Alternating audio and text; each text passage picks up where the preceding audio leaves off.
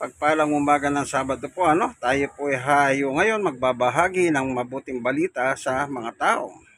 Kapag Sabado po, nagbabahagi po tayo ng salita ng Panginoon Diyos mula sa Biblia, pero ang gamit mo ngayon ay poemen, ang Biblia ng mga pastor. Dito sa ibabaw ng mundo, halos lahat may kanya-kanyang sekta ng pamamaraan pagdating sa pananampalataya sa Diyos. Ang tanong lang dito lahat ba ng pananampalataya ng tao ay inaayunan ng kasulatan? Kasi kung titignan nyo po ang pananampalataya ng tao, kagaya ng ibang reliyon, founder ng reliyon, nagmumura. O anong tawag mo ron? Di iglesia ng pagmumura. Yung bang ganong klaseng tao, sinasakayunan ng Panginoon? Kahit sabihin mo pa nagtuturo sila ng ayon sa Biblia. Ano ba? Kasi ang katwiran ng tao, especially, kanya-kanya tayo ng paniwala. Yang ganyang katwiran, wala sa lugar yan. Kung pananampalataya ang batayan, kailangan yung batayan, yun nakasulat sa Biblia, at yung sinasabi ng Panginoong Yesus na pananampalataya. Paano kung wala sa Biblia? Kung wala sa Biblia, pananampalataya pa ba yan? Maaaring pananampalataya po yan o paniwala ng tao. Pero sa Biblia ba nakasulat yan? Halimbawa, prosesyon, traslasyon, prosesyon. Pare-pareho lang kahulugan yan. Parada ng mga santo. Yun ba itinuro ni Jesus? Wala pong itinuro si Jesus na ganyan. Kahit basahin nyo po yung epistola, Mateo, Juan, San Marcos, San Lucas, wala kang mababasa na sinabi ni Jesus, traslasyon, posesyon, prosesyon. Wala. Ang sabi ni Jesus, yung aral ko galing sa Diyos. Pag tinanggap mo, magmamana ka ng buhay na walang hanggan. Mahirap ba yun? Pinapahirapan nyo lang ang sarili nyo. Ang akala nyo, nag-aatid dyan sa kabanalan. Hindi po. Walang kabanalan dyan. Kasi wala sa Biblia yan Juan 17, ano sabi ni Jesus? Pakabanalin mo sila sa katotohanan, ang salita mo'y katotohanan. Salita ng Diyos pala yung bumabanal sa tao. Ang tanong, may tinuro nga ba sa tungkol sa prosesyon? Prosesyon? Traslasyon? Wala.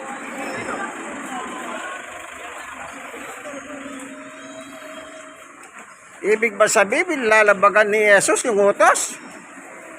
Hindi po, tagapagpatupad si Jesus ng utos ng kanyang ama. Kaya sinabi niya, babasahin natin dito sa Biblia ng poemen. Tingnan nyo po ang pahayag ni Jesus Christ. Paano ang tao magtatamo ng buhay na walang hanggan sa piling ng Diyos? Ito lang kasimple. 1:12:49. Sabi ni Jesus, sapagkat hindi ako nagsasalita ng mula sa sarili ko lamang, ang Ama nagsugo sa akin, ang siyang naguutos kung ano ang aking sasabihin at ipapahayag. Kita nyo po? Yung mismong si Jesus Christ, ang utos ko, ang ipapahayag ko, ay hindi galing sa akin, kundi galing sa Diyos. Sa aking Ama, sabi niya.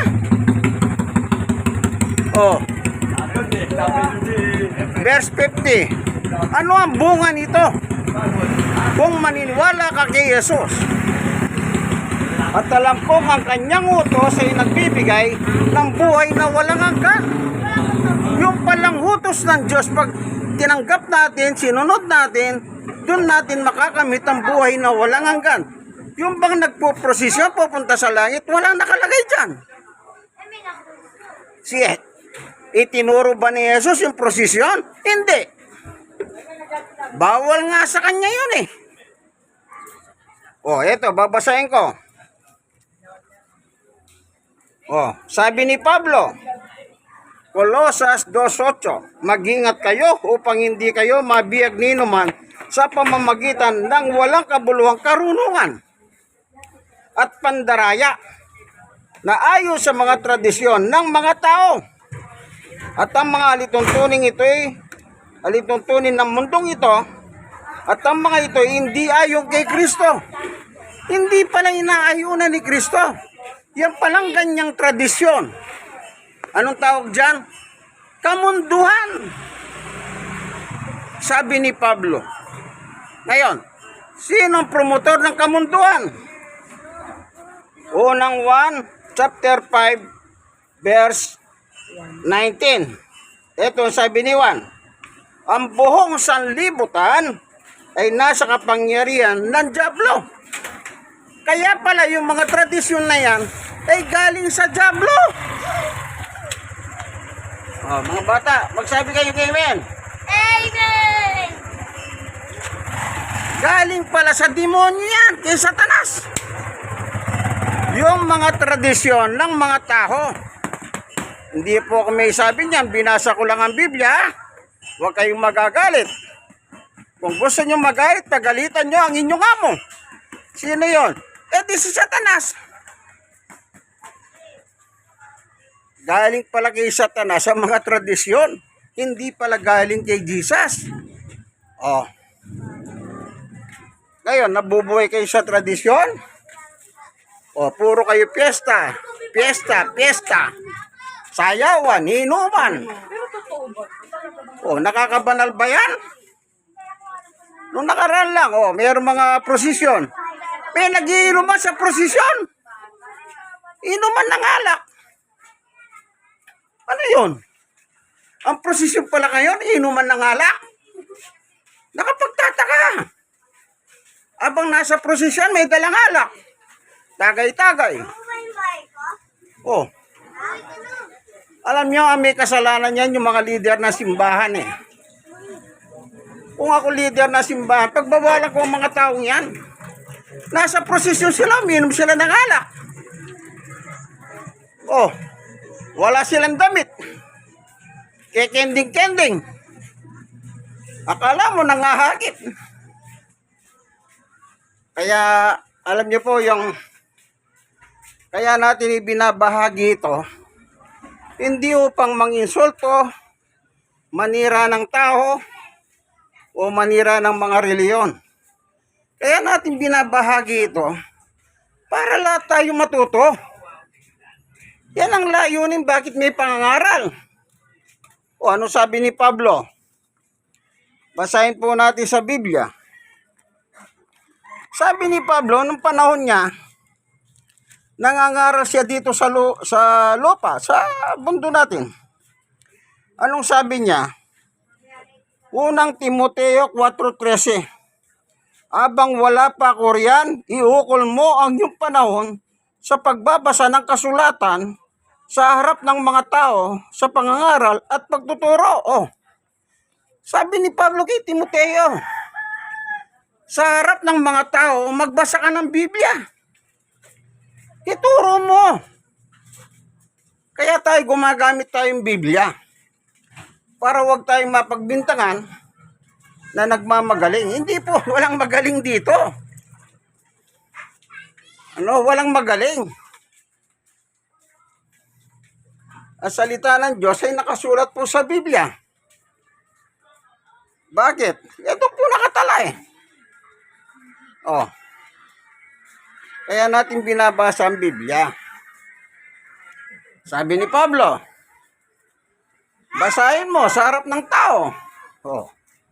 Si Pablo po may sabi nun, hindi ako. Na ano daw ang gagawin? Magbasa ng Biblia, sarap ng tao. O, lakad lang tayo, iskinito ito, ano? Ayan. Kaya ang buhay natin dito,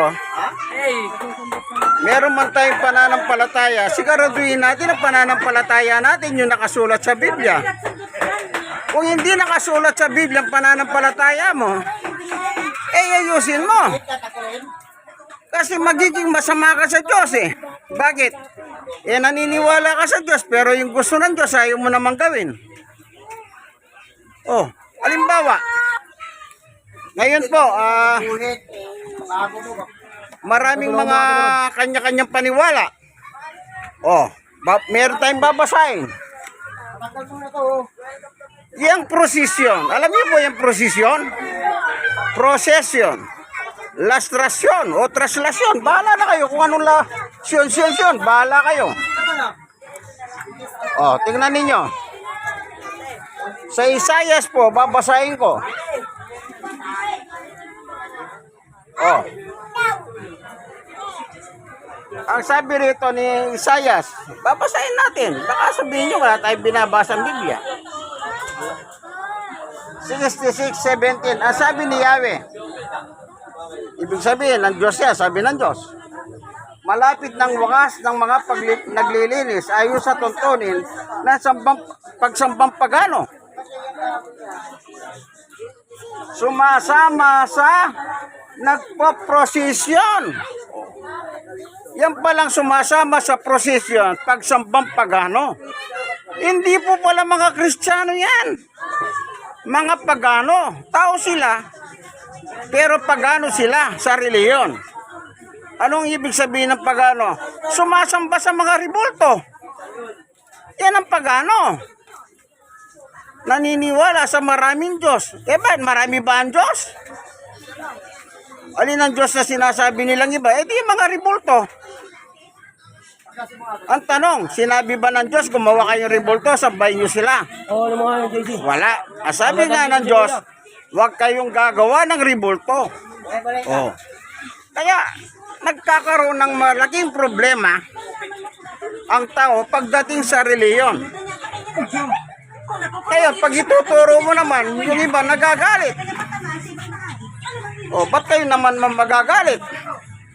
Kung mapapabuti naman kayo, di pasalamat kayo. Praise the Lord. Ako yan ang katwiran ko.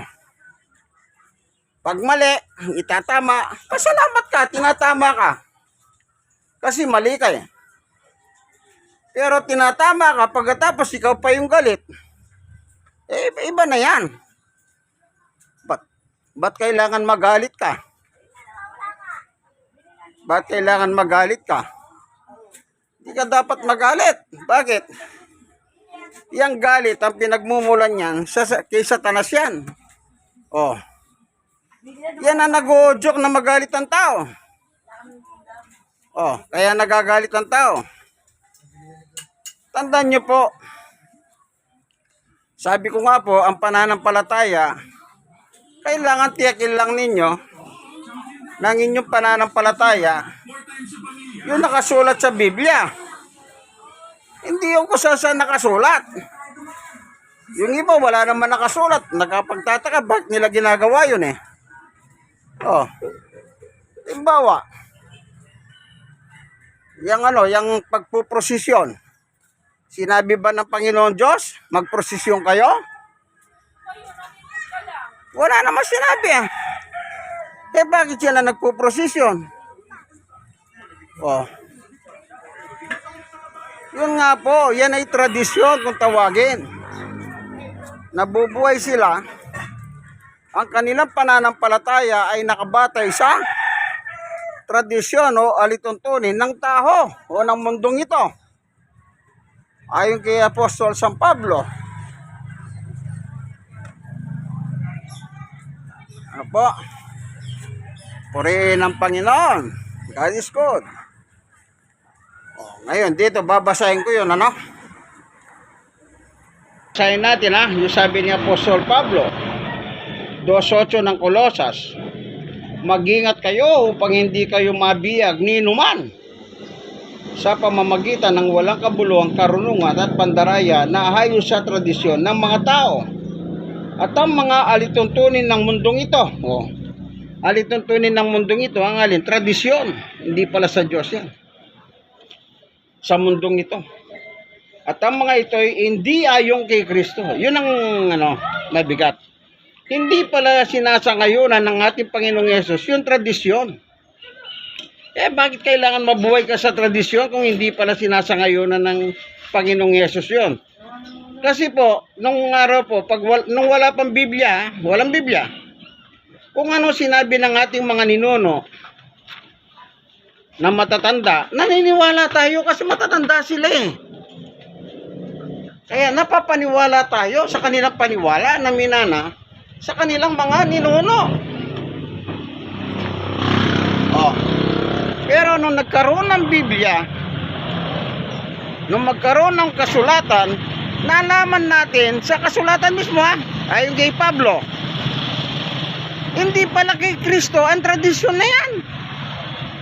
Bakit kailangan mabuhay ka pa sa tradisyon nang malaman mo ayon kay Pablo? Ba't hindi mo paniwalaan si Pablo? Ang masakit po sa linggo, bukas linggo, brother, piyesta bukas na San Pablo? Piyesta di pa San Pablo. Meron ba sinabi si Pablo, pagpiyesta nyo ako? Wala. Mana pa, binasa natin yung sulat niya. Wala siyang sinabing ipagpiyesta nyo ako, sabi niya. Pero bakit pinagpipiyesta nila si San Pablo?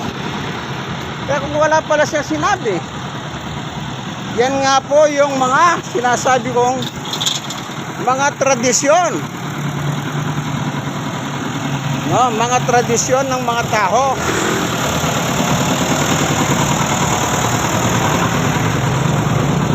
Nasabi ko nga po, nung wala pang Biblia,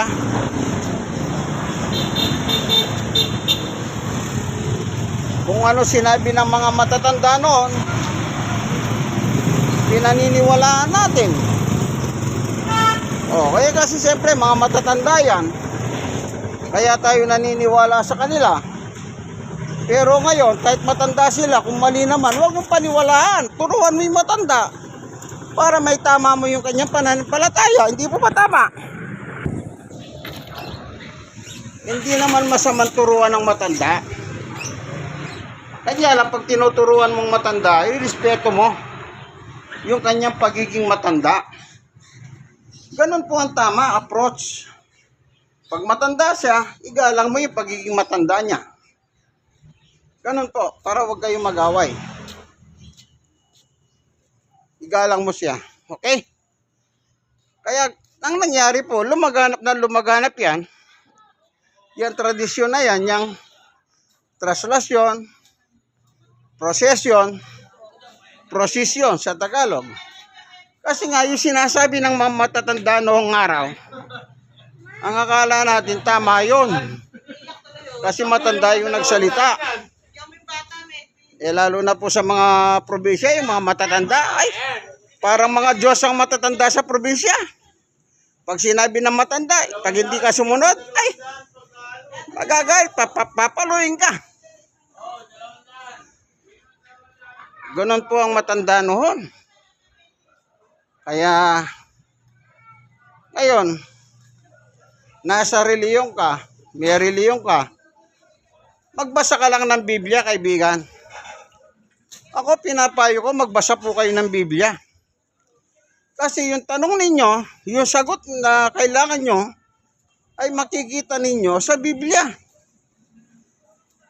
Kasi ang Biblia po, salita ng Diyos, tinuturuan tayo.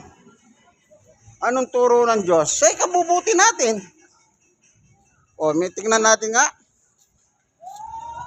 Babasahin tayo.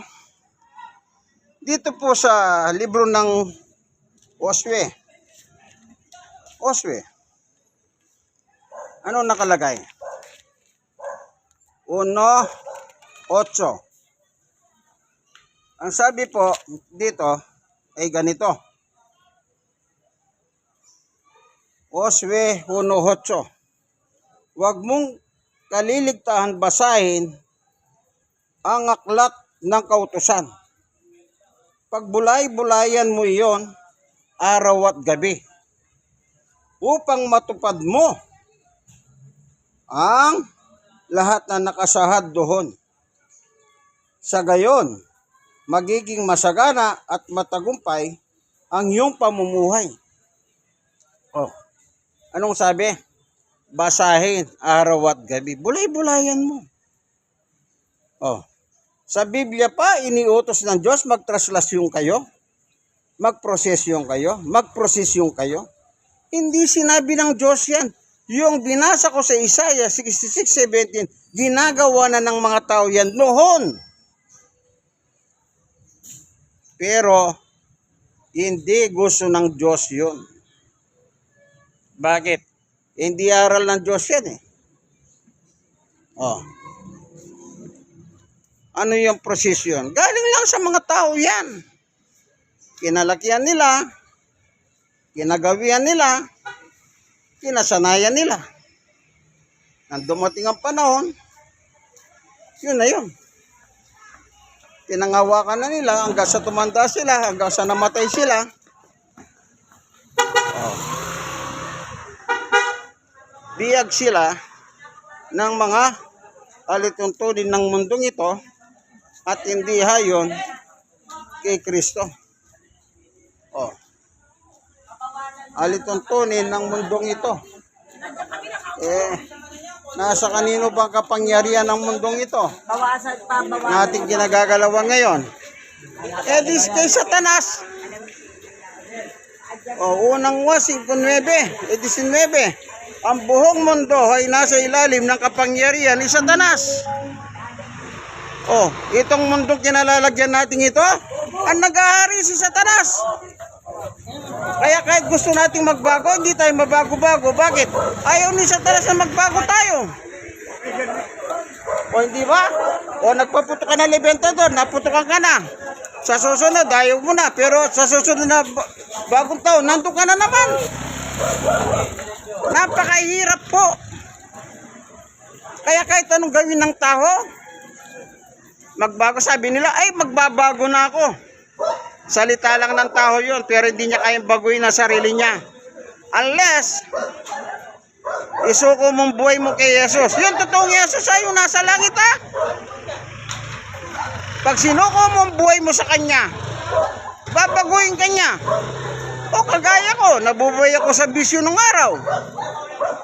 Nung nalaman ko sila nga pwedeng magbago, di sinuko kong buhay ko. Nabago ba ako? Nagbibisyo pa ako? Wala na. Ito ng bisyo ko ngayon, magturo ng Word of God. Sa Bible.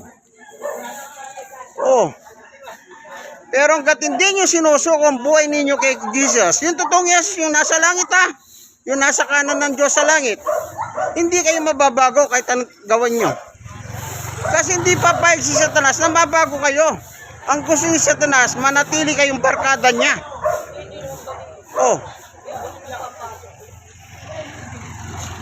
Amen ba, kaibigan? Kaya nga sabi ni Pablo, sa harap ng tao, basahin mo ang Biblia. Kaya dala-dala ko. Ayun, may nagtatanong sa akin, binabasaan ko sila. Naalala ko nung araw, nung nagtatrabaho pa ako, nag-iempleyado pa ako. Kung saan ako naka-assign noon, alam niyo po ba, may mga gwardiya din eh. Merong isang gwardiya doon, pagka nandun ako, ano sasabihin niya? Mr. Bautista, basahin mo nga ako. Ayan. Nakakatutuwa yung tao na yung gwardiya yun. Taga-Caloocan siya. Pag nagkita kami doon sa pinagtatrabaho ko, kasi gwardiya siya ron, yun, sabi niya, basahan mo nga ako. Yun ang maganda. Naghahanap siya ng mga haral ng Biblia. Yung kanilang supervisor, tama na yan. Kontrabida. kapag binabagi ko salita ng Diyos doon sa kanila, sabi ng supervisor, oh, tama na yan. Halatang halata eh. Sa demonyo. Ayaw niya mabagi na ng salita ng Diyos yung kanyang mga security guard. Ganun lang yun kasi. Okay. Ayon. Tatawid tayo.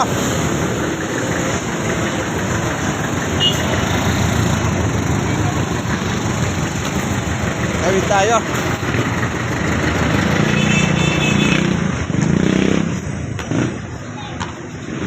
Yan.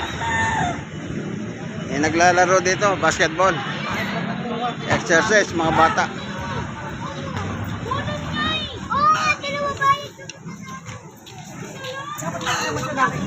Oh, nagluluto ng masarap na luto, oh. Yan yun, oh, masarap na luto yan, oh. Bitoka, piniprito.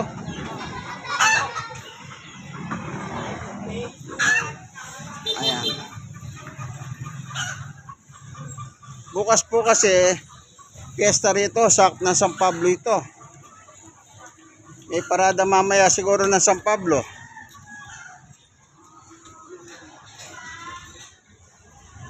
Kaya tatandaan niyo po, kung merong nagtuturo, pasalamatan ninyo yung nagtuturo na yung mali ninyong paniwala na itutuwid. Huwag kayong magalit, ano? Kasi yung iba nagagalit eh. Nagagalit sila. Kagaya ko, ang daming galit sa akin. Galit sila sa akin kasi nagtuturo ako sa kanila ng tamang aral. O, isipin nyo po, itinuturo mo yung nasa Biblia, nagagalit. Pinagbabantaan. O, nagbabanta sila. Mali naman yon. Kaya lagi ko sinasabi, kung ako nga mali, itama ako, ay pasalamatan ko pa yung nagturo sa akin. Hindi ko siya pagagalitan. Baka pakainin ko pa siya. Ganon dapat. Yung pagalitan mo, wala na sa lugar. Oy, good morning. Morning. O dito, standby muna tayo rito. Magbabasa tayo. Good morning, good morning. Ayan. Ayan. Marami pong tao rito. Ayan. Bigla ka pa pare, oh. Tingnan natin ano, ang Biblia. Nakikita nyo ba yung mukhang ito? The working congressman, Ernest Dionisio. Iboto natin muli ito. Mabait na tao ito, kaibigan ko ito eh. Boto natin. Dito po sa Kawikahan, ayon po sa mga ngaral, ang sabi niya, sa 29.1. Ito, babasahin ko ano, para sa inyo pong kabatiran. Ang taong ayaw magbago ay hindi maliligtas. Ang hindi makinig ng payo ay mapapahamak. Yan ang sabi ng mga ngaral ng Diyos. Ayaw mo magbago, ang reliyon mo mali, ayaw mo baguhin. Wala, hindi ka maliligtas, sabi ng kasulatan. Hindi ako may sabi nito, mga ngaral. Mga ngaral ng Diyos ang nagsalita rito. Binasa ko lang. O ano pa sabi niya? Ang hindi makinig ng payo, mapapahamak. Kanino payo yan? Payo ng Diyos. Kaya pag pinapayuan tayo ng Diyos sa Biblia, ay tanggapin natin. Kasi kung minsan po, ang tao pinapayuan ka, tinatanggap mo. Ba't yung Diyos hindi mo matanggap yung payo ng Diyos? Bakit ganun ang tao? Pag pinapayuan ka ng salita ng Diyos, tanggapin mo. Yan ang mahirap sa tao. Kung minsan ang payo, mali nga, naniniwala ka. Kaya kung tama ang payo, edi lalo kang maniwala. Kaya lalo na kung mula pa sa Diyos ito. Di po ba? Purihin ang Panginoon. That is good. Tandaan po natin, ang tamang pananampalataya, yung nakasulat po sa Biblia. Pag hindi nakasulat sa Biblia, Iwanan ninyo, hindi naman masamang iwanan ang tao kasi masyado lang ang tawag dito, ma-pride. Kung minsan sa sobrang pride, mayabang na. Oh. Mayabang na. Ayan, kabataan yan, nakita nyo? Prosesyon yan.